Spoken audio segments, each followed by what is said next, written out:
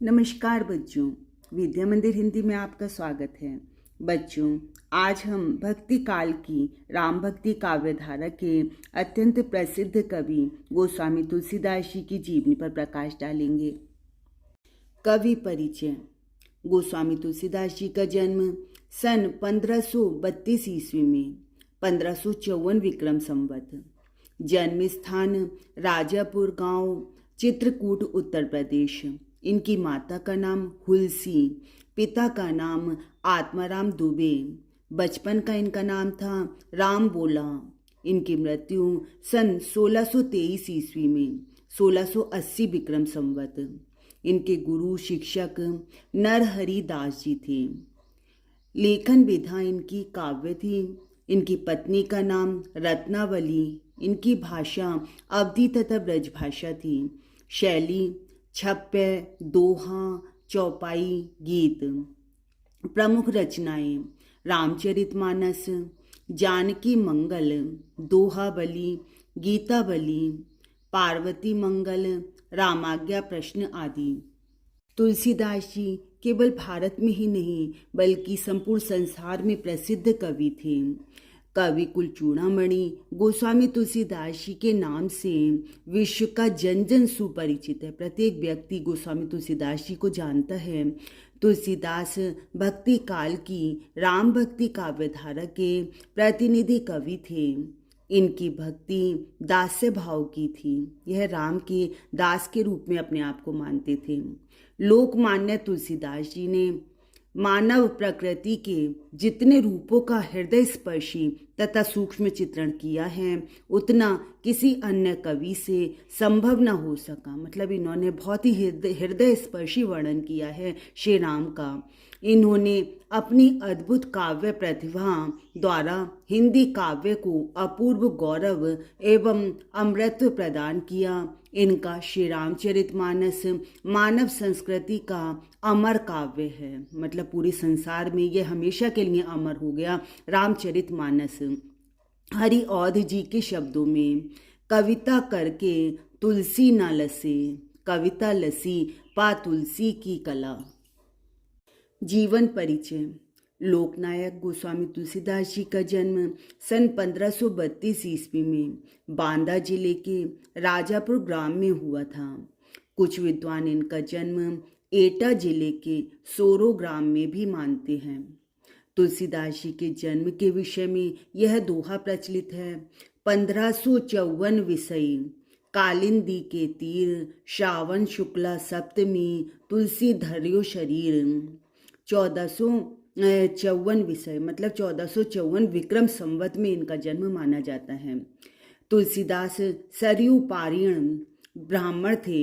इनके पिता आत्माराम दुबे तथा माता तुलसी ने अभुक्त मूल नक्षत्र में उत्पन्न होने के कारण इन्हें त्याग दिया था। मतलब यह जो थे वह अभुक्त मूल नक्षत्र में पैदा हुए थे, इसलिए इनके माता पिता ने इन्हें अपने पास नहीं रखा और इनको त्याग दिया था। इनका बचपन अनेक कष्टों के बीच व्यतीत हुआ। जब माता पिता ने त्याग दिया तो इनका बचपन जो था बहुत ही परेशानियों में बीता। सौभाग्य से इनको बाबा नरहरि दास जैसे गुरु का वरद हस्त प्राप्त हो गया और ज्ञान और भक्ति की शिक्षा प्राप्त हुई। तुलसीदास जी का विवाह दीनबंधु पाठक की सुंदर और विदुषी कन्या रत्नावली से हुआ था। इन्हें अपनी रूपवती पत्नी से अत्यधिक प्रेम था। एक बार पत्नी बिना कहे मायके चली गई। तब अर्धरात्रि में आंधी तूफान का सामना करते हुए ये अपनी ससुराल जा पहुँचे। मतलब एक रात भी इन्हें अपनी पत्नी का विरह स्वीकार नहीं हुआ और बहुत अधिक कष्ट झेलते हुए भी वो आधी रात में अपनी ससुराल जा पहुँचे। इस पर इनकी पत्नी ने इनकी भर्त्सना करते हुए कहा, मतलब इनको ऊपर इनकी उल्हाना करते हुए इनकी पत्नी ने इनसे कहा, लाज न लागत आपको दौरे आयहु साथ, धिक धिक ऐसे प्रेम को कहा कहूँ मैं नाथ। मतलब आप मेरे पीछे पीछे दौड़े चले आए, आपको लज्जा भी नहीं आ रही है, ऐसे प्रेम को धिक्कार है। अस्थि चर्म में देह मम, तामे ऐसी प्रीति, ऐसी जो श्री राम में है होत न तो भव भीति। वो कहती है मेरे इस अस्थि चर्म में, इस शरीर पर जो है आपका ऐसा प्रेम है, ऐसा प्रेम तो आपको श्री राम से करना चाहिए। पत्नी की इस फटकार ने तुलसीदास को सांसारिक मोह माया और भोगों से विरक्त कर दिया। मतलब पत्नी ने ऐसी फटकार सुनाई उन्हें कि उन्हें संसार से मोह ही उनका समाप्त हो गया और इनके हृदय में राम भक्ति जागृत हो उठी। श्री राम में होकर इन्होंने घर त्याग दिया और विरक्त होकर काशी चले गए। इन्होंने अनेक तीर्थ स्थानों की यात्राएं की तथा इनका जीवन काशी, अयोध्या तथा चित्रकूट में अधिक व्यतीत हुआ। संवत 1931 विक्रम में अयोध्या में रहकर इन्होंने रामचरितमानस की रचना प्रारंभ की। 2 वर्ष 7 माह में 7 कांडों की यह रचना परिपूर्ण की। इनको मतलब रामचरितमानस को बना करने में इनको 2 वर्ष 7 माह का समय लगा। अंततः तुलसीदास जी काशी के 80 घाट पर संवत 1680 विक्रम सन 1623 ईस्वी में अपना पार्थिव शरीर त्याग कर राम में हो गए। इनकी मृत्यु के संबंध में यह दोहा प्रसिद्ध है। संवत 1680 असी गंग के तीर, श्रावण शुक्ला सप्तमी, तुलसी तज्यो शरीर। तुलसीदास जी की रचनाएं। तुलसीदास जी द्वारा रचित 12 ग्रंथ प्रामाणिक माने जाते हैं, जिनमें श्री रामचरितमानस संपूर्ण विश्व साहित्य के अद्भुत ग्रंथों में से एक है। इस महाकाव्य में तुलसीदास के कवि रूप, भक्त रूप एवं लोकनायक रूप का चरम उत्कर्ष दृष्टिगोचर होता है।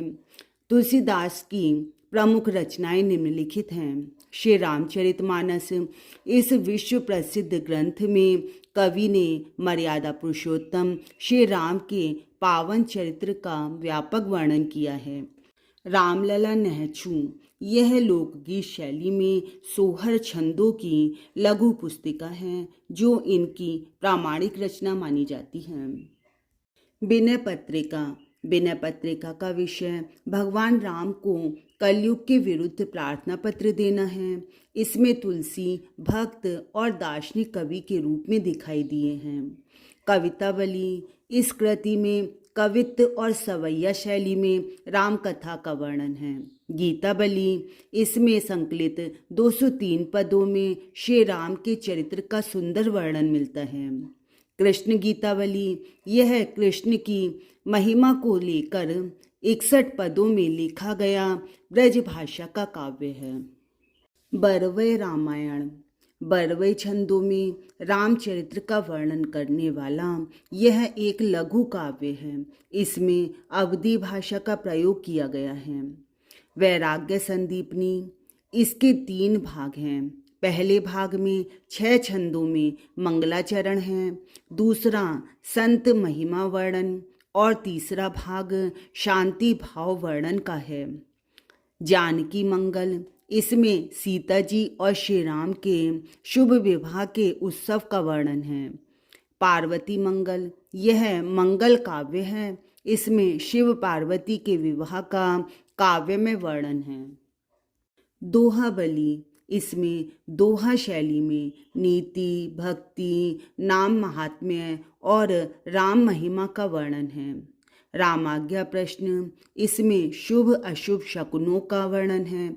यह ग्रंथ 7 सर्गों में है। इसमें राम कथा का वर्णन किया गया है। तुलसीदास जी की भाषा तथा शैली। तुलसीदास जी का ब्रज और अवधी दोनों भाषाओं पर समान अधिकार था। विनय पत्रिका ब्रज भाषा में तथा श्री रामचरितमानस की रचना अवधी भाषा में की गई है। तुलसीदास ने तत्कालीन सभी काव्य शैलियों का प्रयोग अपने काव्य में किया। श्री रामचरितमानस में प्रबंध शैली, विनय पत्रिका में मुक्तक शैली और दोहावली में साखी शैली का प्रयोग किया गया है। तुलसीदास जी का साहित्य में स्थान।